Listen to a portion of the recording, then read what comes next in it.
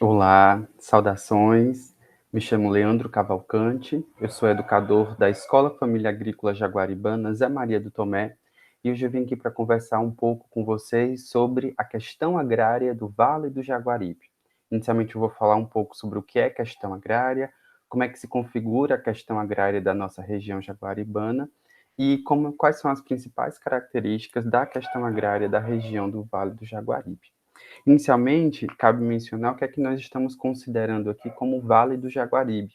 Há várias formas diferentes de delimitar e de regionalizar o Vale do Jaguaribe, mas a gente considera aqueles municípios que desde o Médio Jaguaribe ao Baixo Jaguaribe especificamente e ao litoral leste. Todos esses municípios do Médio Jaguaribe, Baixo Jaguaribe e litoral leste estão nessa região chamada Vale do Jaguaribe.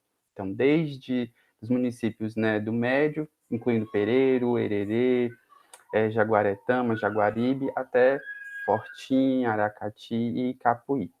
E aí, outra coisa que a gente pode conversar é sobre o que é questão agrária, né? O que é questão agrária, a diferença de questão agrária e outras noções que a gente volta e meia escuta. Questão agrária nada mais é do que todos os processos, todas as dinâmicas, tudo que está relacionado a três fatores principais: ao uso, à posse e à propriedade da terra. Quando eu me refiro, né, quando a gente escuta falar de questão agrária, necessariamente a gente está falando de uso, posse e propriedade da terra. O uso da terra diz respeito a como essa terra está sendo utilizada ou não, né? Quais são as intencionalidades, quais são os cultivos, quais são as atividades que fazem uso dessa terra. A posse está relacionada à maneira como as pessoas se relacionam com essa terra, se têm ou não a posse, se utilizam ou não dessa terra, se estão ou não vinculadas a uma determinada propriedade, um determinado território.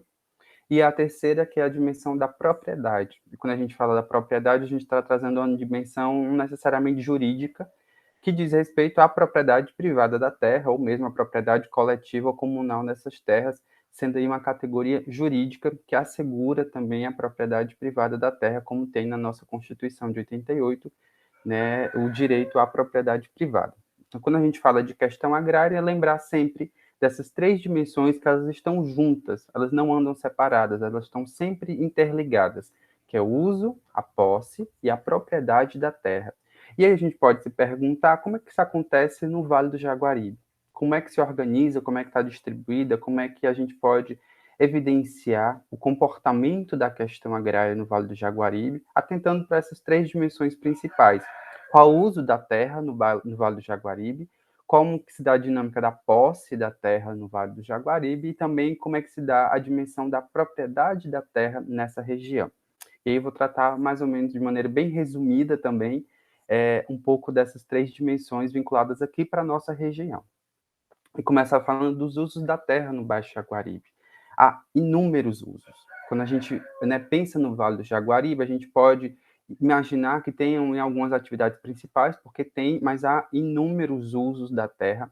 A terra na nossa região ela é utilizada de várias formas para diferentes fins, alguns com a finalidade econômicas, outras não, até mesmo a finalidade ambiental, social e também econômica, e às vezes tem uma dimensão mais rural, outras uma dimensão mais urbana, que todas elas se utilizam da terra. Então há uma diversidade muito grande de usos da terra na região, e também entre os próprios municípios, a gente observa que tem municípios que têm um foco maior numa determinada atividade econômica e outros em outra. Isso depende muito das condições ambientais do próprio município, se é municípios mais do sertão, mais da Chapada do Apodi, mais da região do Vale, mais da região do litoral. Então, o uso da terra também vai ser diferente, a depender da disponibilidade de água, a depender das características do solo, a depender das características do relevo, né, características geomorfológicas, que vão determinar um pouco, incidir e ter uma influência no uso da terra na nossa região. E a gente pode trazer aqui algumas atividades principais que fazem um uso, seja intensivo, seja extensivo, da terra no Vale do Jaguaribe. Um deles é a agricultura familiar camponesa. A agricultura familiar camponesa é a maior parcela de agricultores, de camponeses que nós temos na nossa região. Há uma quantidade grande de pessoas de mulheres, de homens que trabalham no campo e são agricultores familiares, são camponeses, que aí cultivam milho, feijão, a mandioca, o girimum, a cebolinha, né, o cheiro verde, o pimentão, a tomate, as frutas, as verduras, as hortaliças, uma diversidade grande de produções que advém da agricultura familiar. E cabe lembrar que quem alimenta o povo brasileiro, a maior parte da alimentação que nós temos na nossa mesa, vem da agricultura familiar camponesa. Mais de 70% de tudo que a gente come vem da agricultura familiar e ela tem uma importância muito grande aqui na região do Vale do Jaguaribe, fornecendo alimentos que nós temos de mais fácil acesso, até mesmo nas feiras, nos mercantis, comprando diretamente com essas pessoas. Tudo isso vem da agricultura familiar camponesa, que é quem também alimenta e nos dá os nutrientes, as frutas, as verduras, os legumes que a gente diariamente consome, quando consome. Um outro vetor de uso da terra também muito grande no Vale do Jaguaribe é o agronegócio. O agronegócio pressupõe três coisas principais.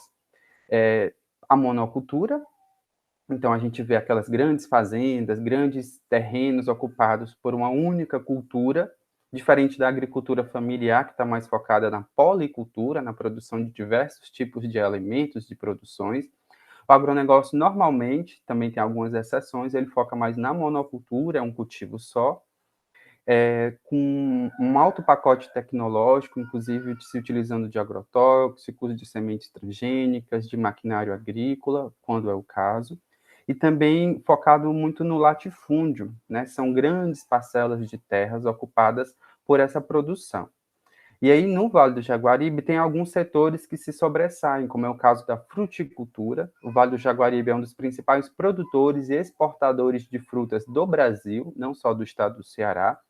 Então, produz sobretudo o melão, a banana, a melancia, o mamão, a manga, dependendo de cada um dos municípios, mas são algumas das principais produções do agronegócio da fruticultura.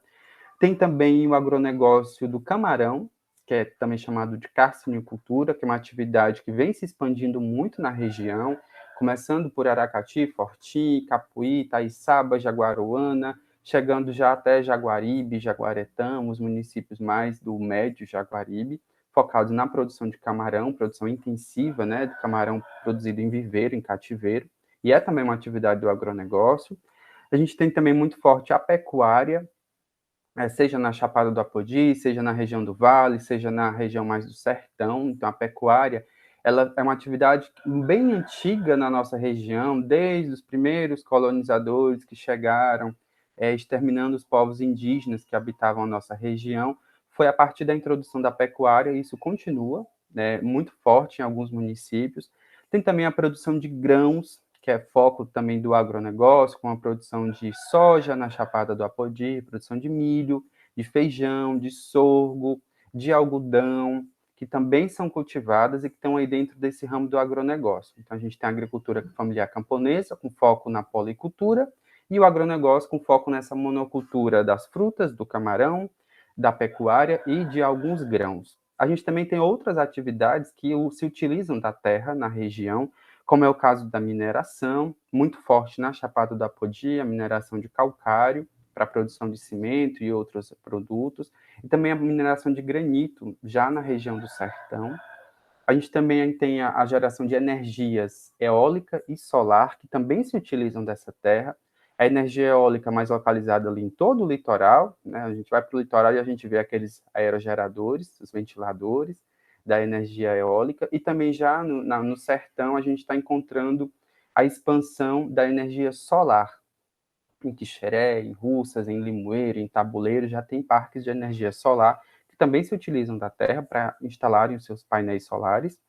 E também tem as obras hídricas, as grandes obras hídricas construídas pelo Estado, que também fazem uso dessa terra, como é o caso do Canal da Transposição, do Canal do Trabalhador, das obras de interligação de bacias, né, que tem o Cinturão das Águas, a Transposição do São Francisco, que chegam até a nossa região, tem o Canal da Integração, tem o Açude Castanhão, a barragem do Figueiredo, que também se utilizaram dessa terra para a construção dessas grandes obras hídricas.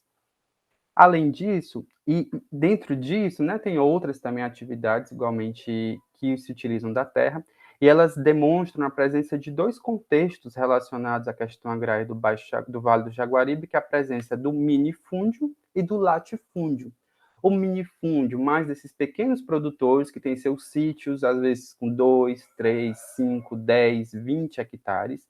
Então, tem uma quantidade grande de minifúndios na nossa região, mas eles ocupam, dentro do contexto regional, pouca terra. Então, há muitos produtores pequenos, mas que eles concentram pouca terra se comparado com esses outros vetores de uso da terra, que são chamados latifúndios. Então, nós temos muitos latifúndios, não tantos, então a gente tem, na verdade, mais minifúndio do que latifúndio, mas esses latifúndios concentram a maior parcela das terras da nossa região, comprovando aí que há um cenário de concentração fundiária no Vale do Jaguaribe. Então, nós temos poucos produtores latifundiários que concentram grande parcela de terras, quase 60% das terras do Vale do Jaguaribe estão localizados nas mãos desses grandes produtores, enquanto que uma grande quantidade de pequenos produtores não tem tanta terra assim, e isso revela o quadro, né, de concentração fundiária na nossa região.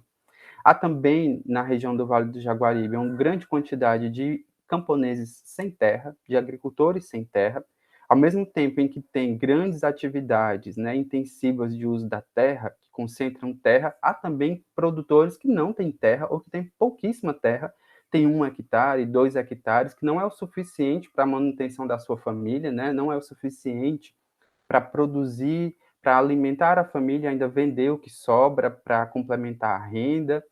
Então, a gente tem um cenário de camponeses sem terra ainda no Vale do Jaguaribe, apesar da existência de assentamentos. Nós temos mais de 60 assentamentos em todo o Vale do Jaguaribe, mas que eles ainda não foram suficientes para assentar todos os camponeses sem terra que existem na nossa região. Então, isso também demonstra a presença de conflitos, tem muitos conflitos por terra e por água na região do Vale do Jaguaribe. Em alguns municípios, esses conflitos são mais evidentes e outros menos. Em Aracati, em Jaguaruana, em Itaiçaba, em Quixeré, em Limoeiro, em Tabuleiro, em Potiretama, em Morada Nova. A gente aqui e acolá, a gente observa a existência de algum desses conflitos, seja por terra, como é o caso do que acontece na Chapada do Apodi, seja por água, que são conflitos, às vezes, bem singelos, que a gente não enxerga ele tanto, não tem uma grande dimensão, mas que há também um cenário de conflito e conflitualidade por água na nossa região, e esse é um cenário que tende a ficar cada vez mais grave em decorrência da privatização da água, em decorrência da privatização das águas do aquífero, da construção de poços profundos, né, na Chapada do Apodi, que acabam sugando toda essa água e deixando muitas das comunidades sem água. Então, é um problema sério que a gente tem na nossa região, que é a falta d'água, apesar de ter o Rio Jaguaribe, mas que está sendo perenizado, apesar de ter o Açude Castanhão, mas que demanda água, que manda água para a região metropolitana, para o PECEM, e acaba não ficando água suficiente para abastecer as necessidades das comunidades do Vale do Jaguaribe. Então, já existe um cenário muito forte de conflito por terra e a gente vai ter que se habituar a observar cada vez mais também conflitos por água, numa região muito rica de água, mas que parcela da sua população sofre com a falta de água, porque ou ela vai para esses grandes empreendimentos que eu já mencionei, ou ela vai para Fortaleza, para a região metropolitana. Então, dentro disso, a gente tem a necessidade de fortalecer a luta pela reforma agrária no Vale do Jaguari, para que não exista nenhuma família sem terra, para que a gente consiga zerar esse número de famílias sem terra. Então, a necessidade ainda de criação de cada vez mais assentamentos, para assegurar com que essas famílias tenham um mínimo de dignidade e tenham o seu direito à terra, o seu direito à água, o seu direito ao território, o seu direito à vida assegurados, para que possam contribuir com o desenvolvimento da nossa região. E aí, assentamentos com financiamento, com assistência técnica, com água, né, assentamentos produtivos e que contribuam com o desenvolvimento da nossa região. Então, é muito importante a presença desses assentamentos, bem como a universalização do acesso à terra, do acesso à água e medidas que combatam a concentração fundiária e a expansão dos latifúndios na nossa região. E aí, como é que a gente pode, né, fortalecer também a agricultura familiar camponesa, que precisa de tanto nosso apoio, da nossa ajuda e do nosso incentivo, comprando nas feiras livres, nas feiras orgânicas, nas feiras agroecológicas que tem na região. Nem todos os produtos vendidos nas feiras são da agricultura familiar camponesa da nossa região, mas muitos deles sim, então é importante fortalecer as feiras. Tem um projeto realizado pela Caritas Diocesana de Limoeiro do Norte que se chama CSA, que é Comunidades que Sustentam a Agricultura, ou Camponeses que Sustentam a Agricultura. E essas comunidades que sustentam a agricultura são pessoas da cidade que se vinculam diretamente com os produtores e compram diretamente a sua produção. Então, eu sei de onde está vindo o alimento, eu sei que não é um alimento sem agrotóxico, que é um alimento sem agrotóxico, eu sei quem produziu, como ele foi produzido.